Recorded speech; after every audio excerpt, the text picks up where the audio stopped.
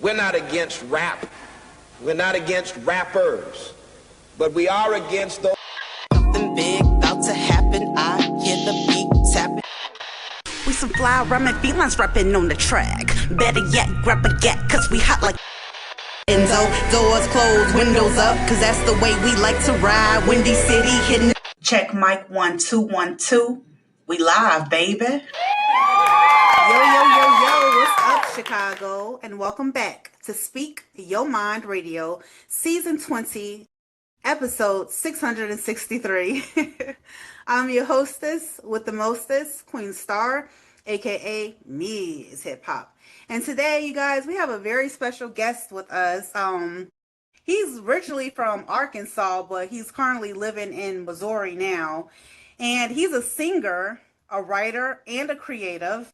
And he's here to discuss his tracks, You're Not Alone, and Flowers in Your Garden. So without further ado, up next to the mic, the one and the only SNOWMAN420. What's up, man? Hey, what's up? What's going on, guys? I just want to start off by saying what I originally got into music. When I was younger, I was about 13, 14. And I was making music, back in the MySpace days. And then they deleted all that stuff. They had that memory wipe. So I couldn't get back to some of my music.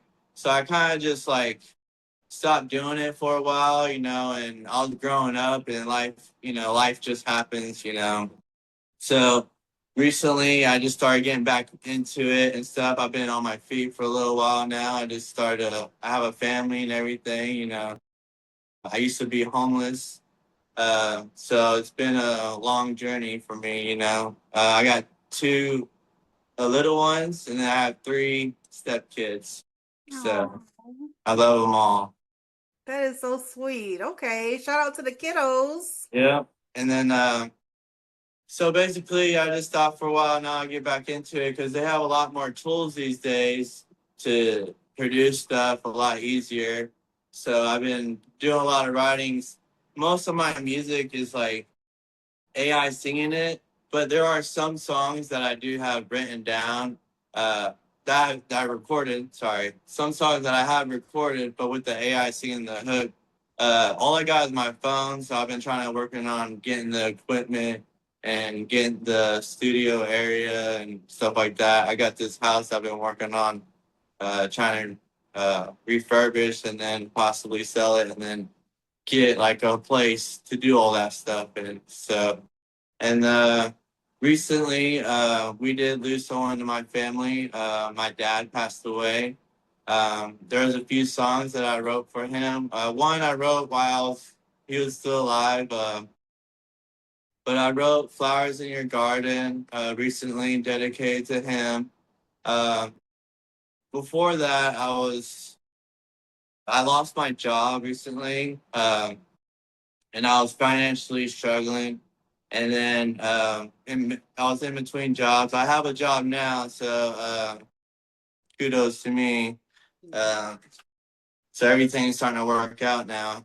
But in between that, I feel like God wanted me to lose that job because between that time and those moments, I was practicing on my music, singing it, and trying to perform on stage. The first time I performed was in Kansas City at the Treehouse. Shout out to them. They do a great, awesome work down there all the time. And shout out to The Real Prophet.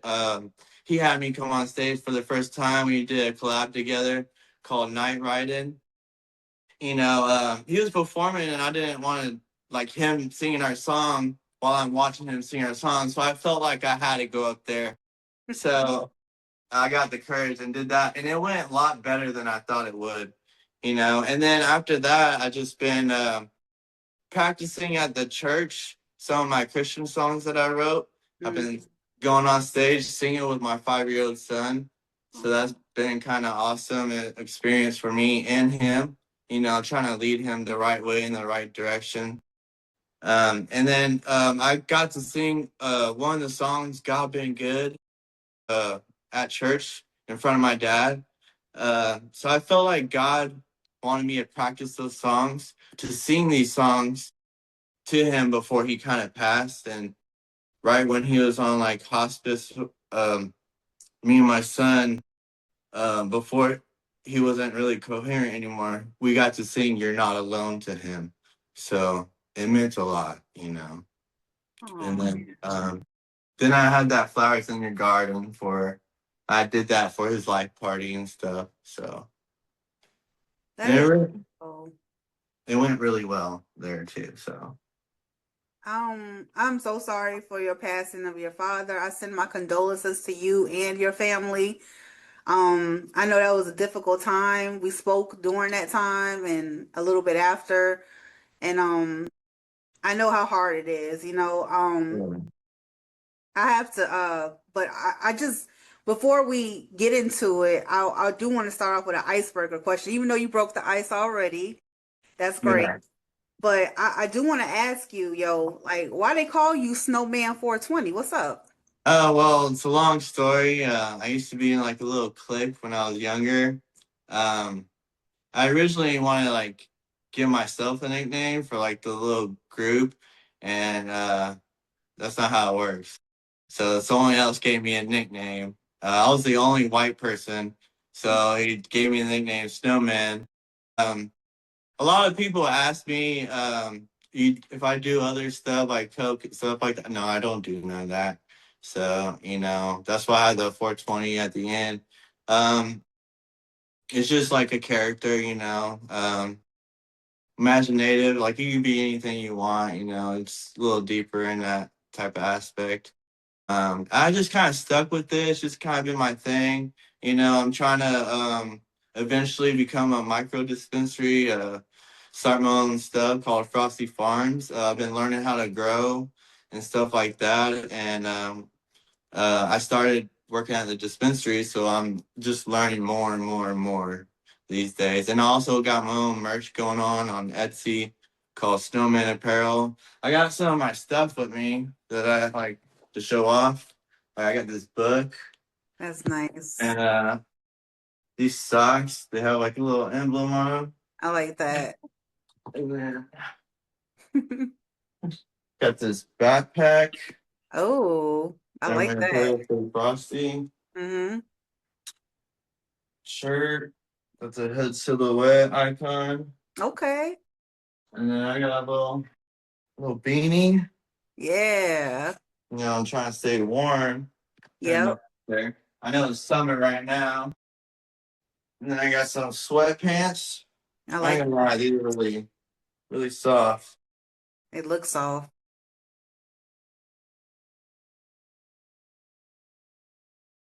Got the hoodie.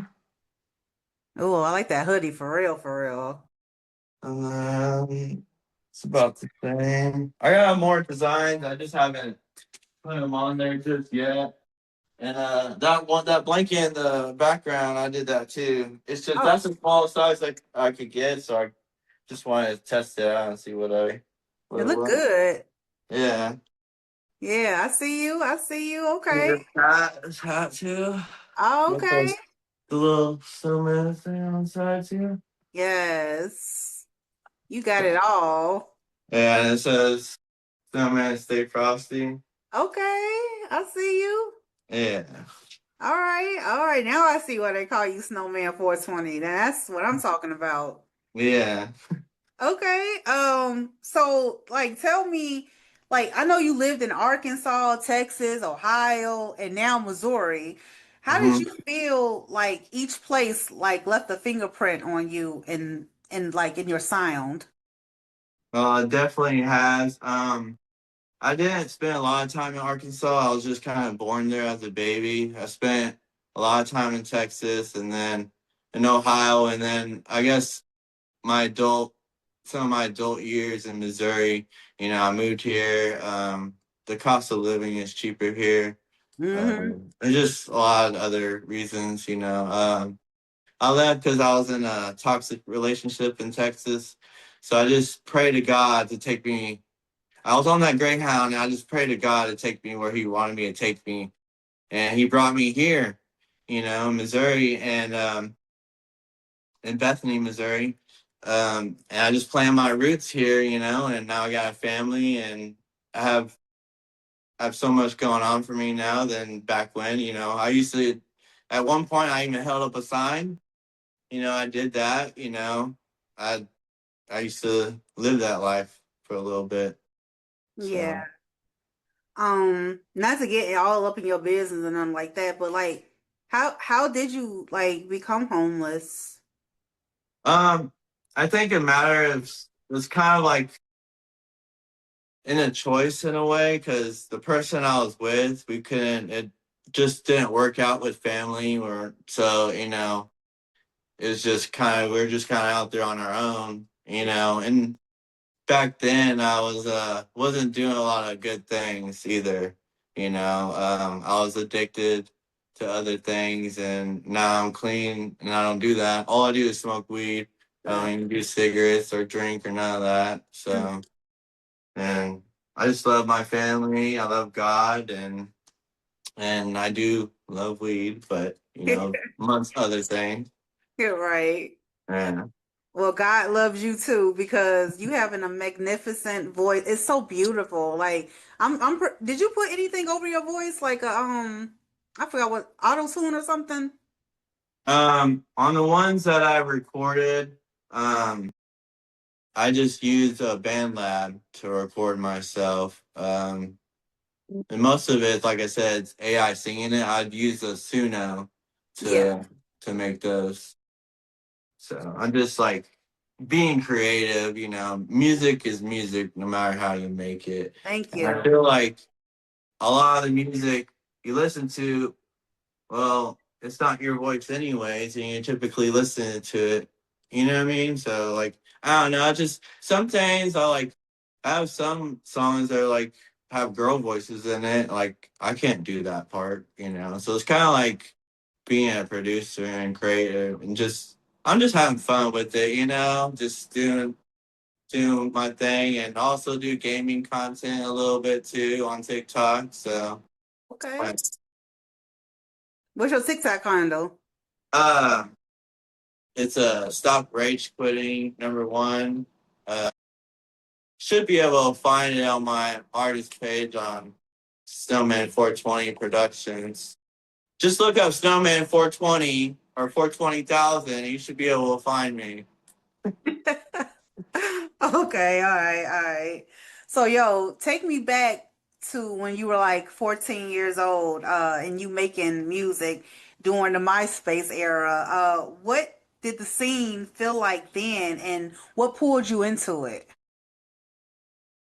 I don't know. I just have a love for music, and I always had a passion for it, and I really enjoyed doing it. It's just how I like, you know, I get my feelings out most of the time. Also, I like to vent with the pen, you know. I just write it down, you know.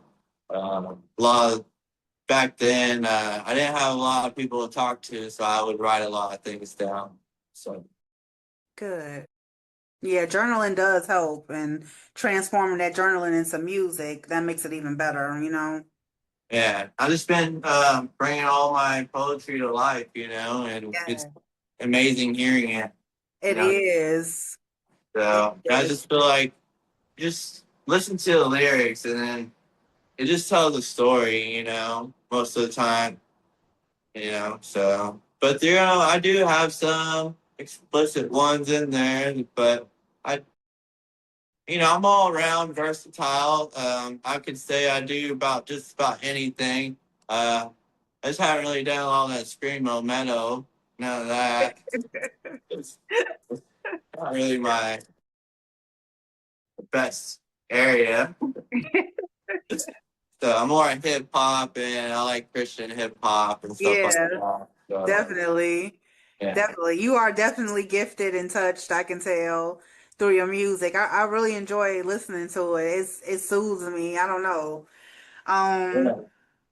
so like what was the moment you knew you needed to step away from the music for a while and focus on your family and life? Like, what's one decision that kind of slow drifted you to that moment? Um, oh, another decision I can't play. I lost my journal Ooh. when my family split. My dad, he did some time, and that kind of split our family apart. And it's kind of why I just did move around again, I guess so. Uh,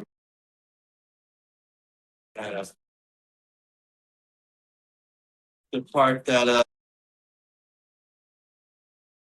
I don't know, it's just always just in the back of my mind. Oh, I'll get to it. I'll get to it. And just I was like, you know what? Tired of waiting. Telling myself I'll just when I have all the equipment, when and stuff like that. Just my cousin, he started doing it, and his name's Synonymous. He makes just Christian rap music only. But me, I'm more versatile. But he showed me some of the tools that he was using, and I started using them a little bit. And then I just kind of just got addicted to it. So I just enjoy doing it. And I also work with a couple other people. I like to collab with other people and other people and bring their music to life too and stuff like that. So Okay. So can we expect some collabs from you in the future? oh yeah, definitely. I got and the people I follow on my SoundCloud and stuff, and those are the ones I collab with. So people can see who I work with and stuff like that right away on all my social accounts. Okay. So now, what changed you like making your comeback in late 2025? You just said, I just want to come back and do it. I'm tired of putting it on hold. Yeah. And then moving up here, yeah, I guess so. I don't know. It's hard to explain. It just like spark happened, I guess. Hmm. And also, well, my kids putting a play into it, I think, because they're listening the stuff I listen to, and then they're listening to it, and they're learning from that, and they're hearing the music. So I think about that. So if I always try to play like Christian music and stuff like that on the radio for them, or stuff that I think's okay. So I make the music. So I was like, why not they listen to me? If they're gonna listen to anybody, you know. So there's just a lot of crap out there, and I do listen to a lot of stuff, like a lot of stuff I can't relate to these days. So I just want to hear something I can relate to, and it's just rapping about my life too. So Right. I know you mentioned your kids a lot being like the driving force within you. What do you want them to see like when you look back at what you built with your music? What do you want them to think about dad? oh, that's my legacy. Yeah. Yeah. Yeah. So all my songs, I make them legacy on distro kids. So after I die, they'll still be there. Yes. Yeah. And I do have one song that my son recorded. He Oh wanted a recorded song, so he recorded one. His little freestyle. my God. That's so cute. What's it called? It's called T-Rex. That's I think it's cute. Bad Hunter or something like that. It's weird. So, Wait, how old is your son? he's 5 now. Oh God. Yeah. Look at that. Oh, they really look up to you, man. Trying to use the right way. Yeah, right, And exactly. like he likes singing at church. He like wants to sing up there almost every time. And then lately the people at church, they're like, when are you gonna sing again? I was like, I don't know. I haven't I don't know. No one's asked me yet, but I don't know. I've been working with one of the singers at our church at Kirkley Chapel Church, Jordan. He had a song he come in mind, and I helped him write some lyrics, and now he's like trying to do the beat on his own with his piano and stuff like that, and uh, make it more organically and stuff. So I plan. We plan on like recording it and stuff, and then probably singing it at church together. That's So gonna be nice. yeah, I'm sure your church members will appreciate that. and it's funny because like I go to church I was going to church to sing because I felt less judged than I would in public, and that's the weird thing because people go to church. They feel like they're being judged, but I go there because I feel like I'm being less judged. Mm. It's I don't know, and I love the people there, and they're so friendly. That's So nice. You have a safe place to go to. yeah. Yeah. Um, now I know we just talked about it, but I know you recently lost your dad, and you created the track Flowers in Your Garden. Hmm. What does that song like mean to you? And is there a specific memory that you have with your dad when you wrote that song? Yeah, I think so. We got this picture of when I was little, and I kind of did the whole life party in remembrance with that picture of our love. It's just like our love and how strong it was, and it's kind of like how my love for my kid. And sorry, I'm trying to go back to the question. um, shoot, Well, sorry, I'm getting spaced out. no, you're fine. You're fine. I just want to know a specific memory tied to that song. As you were writing it, like what memory were you thinking about with your dad?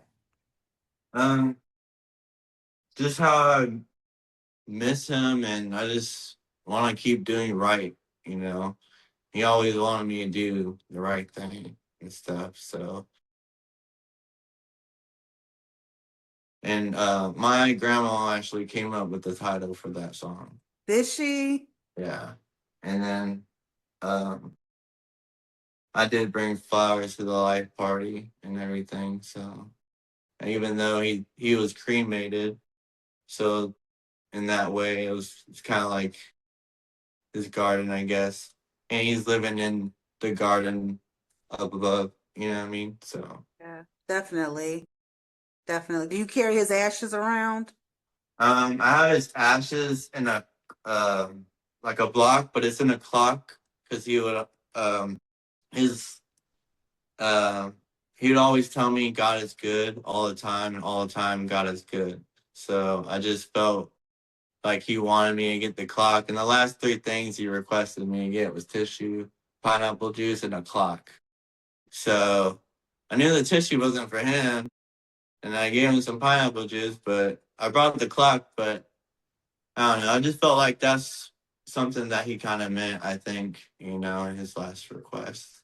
And my son, he had a dream about my dad getting up out of bed and not being sick no more and going to the bathroom and cleaning himself and then going to heaven. Wow. So that brought a lot of comfort to me, and I'm sure a couple other people. So like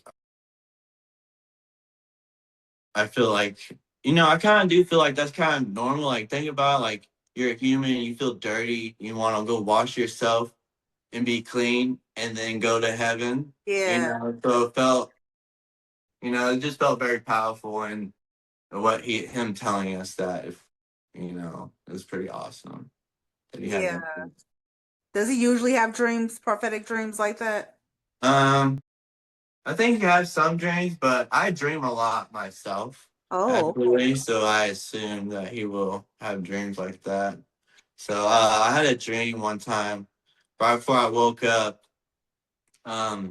Jesus, he put his hand on my shoulder, and then he told me the only thing he told me. He said, "Just follow Jesus." That's it. Wow. And I woke up, and my daughter's hand was on my shoulder. Oh man. That's So amazing. yeah, there's a couple other experiences that I could say that he's shown me you know, that he's real and stuff like that. A lot of experiences. He's been reaching out to me a few times, so it's kind of amazing, to be honest. Yeah, it is amazing. Um, well, you've done a lot, like since your dad has been gone to cope with his passing. Has that has that song and just writing in general, just being you, has that helped you process losing your dad, or did it just stir up more emotions? Because it looked like it's done both. Well, yeah, sometimes it stirs up the emotions, the song, but um, it's just hit and miss sometimes, you know. Sometimes I just push through the emotions. Sometimes I, you know, get really emotional, Yeah, cry, stuff like that.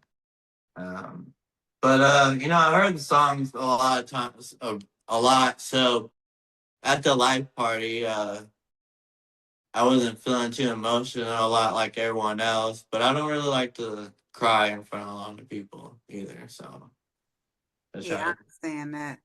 yeah. Yeah.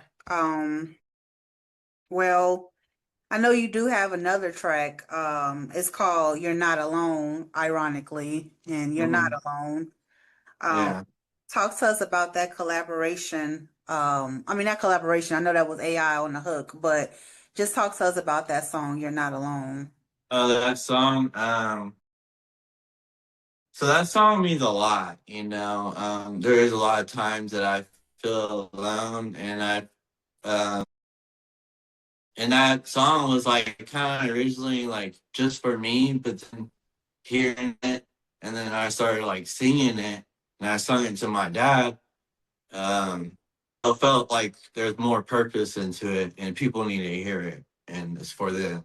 So, and people need to know that they're not alone. That God is there, you know. Mhm. He's always been there.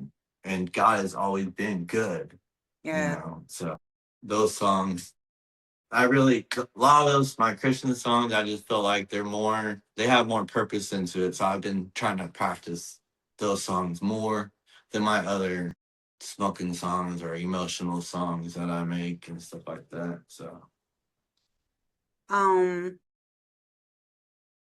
so like what projects are you currently working on now? And like can we expect for them when can we expect for them to be completed?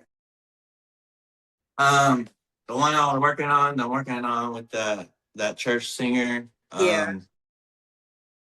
That song is called Bring Me Back.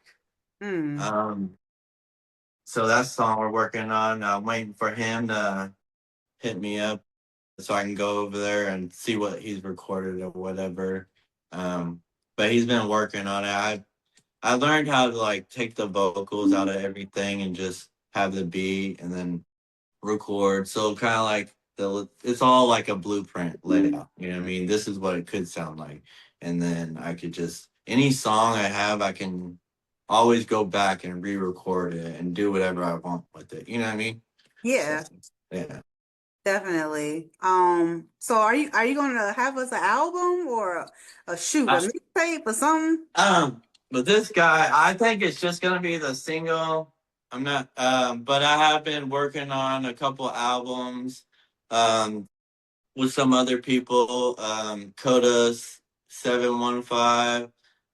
Still working on a collab album with him. And then I got Benjamin Schaff, aka Chill Dog, and then City and Vibe. And then I was doing a collab with my cousin. He changed his name. He did have his original name was Chaos Anarchy, but I think he's changed his name to Saint Anthony. Oh wow. So, That's a big name change. he's like changing his ways and his life and stuff like that. And it's just, you Mm, know, God's doing a lot of work out there with a yeah, lot he of people. is. So Definitely. not the only one he's working on. Right. And visiting in his dreams. And today, my boss at the dispensary, they said I could pop up shop at their place. So that's what I did today. I pop up shop. I was selling a few glass items, and then I was showing off my merch and playing my music and trying to promote myself and, just put myself out there. That's beautiful. Absolutely. Well, Snowman420, I want to thank you so much for giving me the opportunity to talk to you today. It definitely was my pleasure. This has been a long time coming. I just want to say I hope you do not stop making music. I don't care if you're doing it just for fun or not. You have a gift and you should utilize it. Continue to utilize it, I should say. Yeah. Well, definitely. And I plan on continuing doing it. I Good. appreciate that. No problem. Well, thank you, Chicago, for listening. Thank you so much for your support. And thank you, Missouri. Feel free to follow me on Instagram, Speak Your Mind Radio, and on Spotify, Pandora, iHeartRadio, anywhere you get your music fix. I'll be there. And yeah, we'll see you next episode. Peace out. Peace out.